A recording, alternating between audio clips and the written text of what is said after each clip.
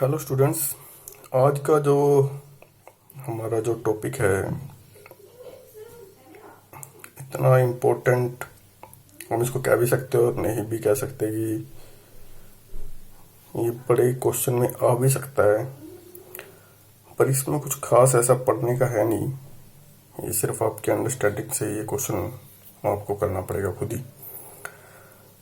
ये जो टॉपिक है emotional integration and international understanding in the context of globalization. What do you mean by globalization? Globalization क्या है? Globalisation ये है कि पूरा वर्ल्ड आपस में जुड़ा हुआ है। पहले कंट्री क्या थी? आपस में ही व्यापार करती थी।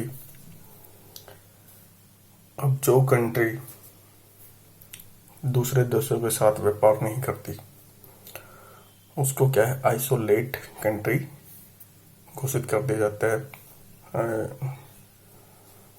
वर्ल्ड ट्रेड ऑर्गेनाइजेशन के द्वारा। अब वर्ल्ड, ये कुछ जरूरत नहीं कि ग्लोबलाइजेशन एक ट्रेड से जुड़ा हुआ कंसेप्ट है। ये एक बड़ा ब्रॉड कंसेप्ट है और ये हम जैसे दूसरी कंट्री में घूमते हैं, यात्रा करते हैं, जाके व्यापार करते हैं, अपना घूमने के लिए जाते हैं, वहाँ के जितने भी हिस्टोरिकल साइट्स हैं, और through internet, through various devices, through various apps, we are all united together. We got information at a moment. तो हम बहुत जल्दी इंफॉर्मेशन अपना आजकल इधर से उधर हम भेज सकते हैं। ये भी एक ग्लोबलाइजेशन का एक पार्ट है। यानी कि जैसे कि पूरा वर्ल्ड क्या है, एक यूनाइट है पूरे।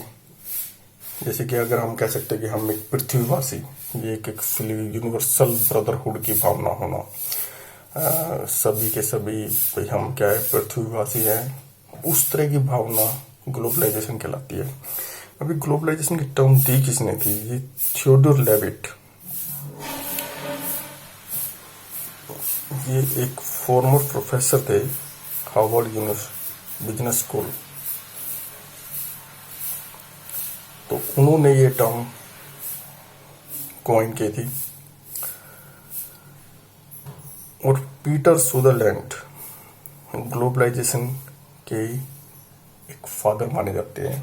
अभी फादर क्यों माने जाते हैं? क्योंकि यूनाइटेड नेशन में इन्होंने काम किया था, तो काफ़ी इन्होंने स्टेप्स, काफ़ी इन्होंने कोशिश की थी कि एक पूरा वर्ल्ड एक यूनाइट होके काम करे। और हम देखते भी है कि यूनाइटेड नेशन जो आज की डेट में काम कर रहा है वो भी एक ग्लोबलाइजेशन का एक पार्ट है। और ड्यू टू दिस ग्लोबलाइजेशन जो आज की डेट में हम एक महामारी झेल रहे हैं, कोरोना, ये भी उसी की देन है। तो इसका ये नेगेटिव पॉइंट भी है कि कोई भी कंट्री अगर किसी चीज से इफेक्ट है तो वो दूसरी कंट्री में उसमें वो पहुंच ही जाती है किसी न किसी तरीके से। अब ये चाइना से ओरिजिन होकर सारी देशों में, सारी कंट्रीज के अंदर पहुंच चुका है ये जो वायरस है, कोरोना वायरस। तो ये भी ग्लोबलाइजेशन की एक डीमेरिट हम कह सकते हैं कि मेरिट नहीं है, ये डीमेरिट है। और इंफॉर्मेशन जब पहुंचते तो मेरिट है। और कोई जैसे कि अब हमें कोई काम करना है, हमें कोई इंफॉर्मेशन जाना है, हमें जाना है, तो हम 24 आवर्स के अंदर कहीं पर भी पूरी अर्थ पे हम जा सकते हैं। तो ये एक ग्लोबली कनेक्टेड है, हम आपस में एक दूसरे से, तो इसे हम ग्लोबलाइजेशन कहते हैं।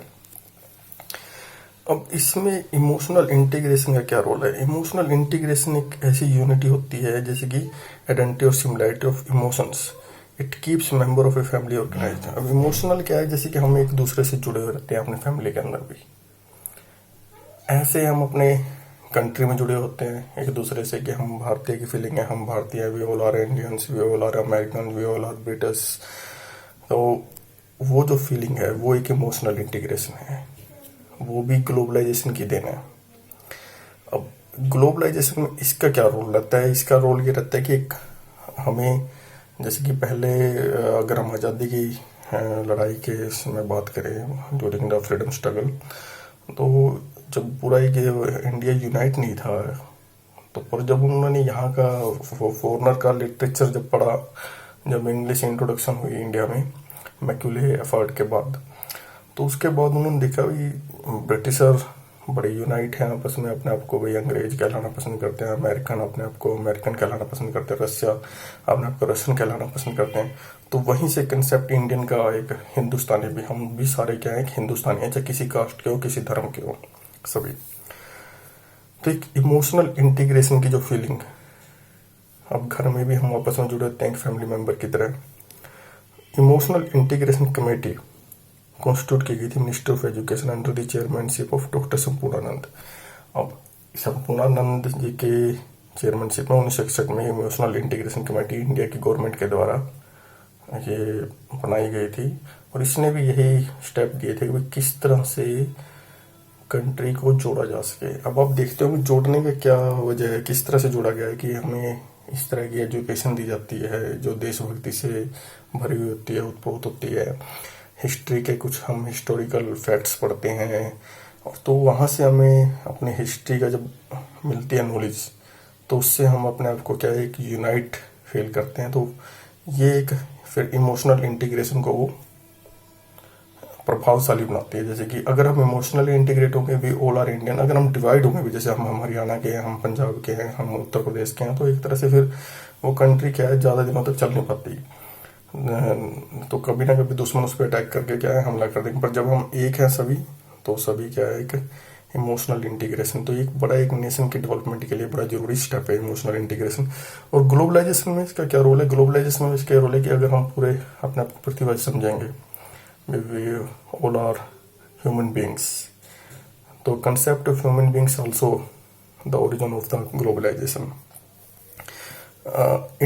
इंटरनेशनल अंडरस्टैंडिंग, इंटरनेशनल अंडरस्टैंडिंग से कैसे कि जैसे कि अगर हम एक दूसरे को समझेंगे, अब इंटरनेशनल अंडरस्टैंडिंग क्या है कि अंतर्राष्ट्रीय समझदारी की जो भावना है, जो एक हमारी विचारधारा वाली जो कंट्री है उनके साथ अपना एक संबंध बना के रखना, जो नहीं हमारी विचारधारा को मानती उनको क्या है अपने इमोशंस को, अपने विचारों को क्या है समझाना। तो ये एक सारा एक ग्लोबलाइजेशन का एक पार्ट है। ये दोनों ही जब इमोशनल इंटीग्रेशन और इंटरनेशनल अंडरस्टैंडिंग होगी, तो एक ग्लोबलाइजेशन को क्या है एक बूस्ट मिलेगा। और ग्लोबलाइजेशन के अपने फ़ायदे भी हैं और नुकसान भी हैं, और इसके आप फ़ायदे भी हमारे बहुत है कि हम हर तरह की टेक्नोलॉजी अप टू मार्क रहते हैं, जो भी मार्केट में आती है, कहीं भी किसी वर्ल्ड में किसी भी कोने में कॉर्नर में आए तो वो अपना क्या है कहीं ना कहीं 1-2 महीने में उस दूसरे कोने में पहुंच ही जाती है। पर इसका नुकसान भी है, जैसे हम कोरोना को देखते हैं, तो कई तरह के नुकसान भी और कई तरह के इसके फायदे भी हैं। अब इसका कुछ नुकसान जैसे कि अमेरिका में है या कहीं दूसरी कंट्री में भी, हमारे देश में क्या है, उनके देश में जब यहाँ से इंडियन जाते हैं तो वो क्या है माइग्रेट, जितने भी यहाँ से काम करने के लिए, तो वो कहते हैं कि हमारा रोजगार छीन लिया है। तो ये भी एक तरह से मुद्दा बनता है कि ग्लोबलाइजेशन का ये भी एक इफेक्ट है कि जब ब्रदरहुड की भावना बढ़ाते हैं तो लोग भी जाएंगे नेचुरली बात है एक दूसरे कंट्री में, पर जब वो चाहेंगे तो रोजगार भी इफेक्ट करेंगे वहाँ के जो लोकल ओरिजिन पीपल के लिए। तो एक तरह ये भी एक नेगेटिविटी आती है भी, ये इसको स्टॉप करना चाहिए। ये ज़्यादा होना भी खतरनाक है। इसके अपने फायदे भी और नुकसान भी है, हर तरह से इसके क्रिटिक्स भी है, और परंतु अब ये रुकने वाली नहीं है, ये ऐसे ही चलती रहेगी globalization. It's the continuous process and it's going on large scale daily. And we conclude our chapter with these words. Okay, thanks, bye.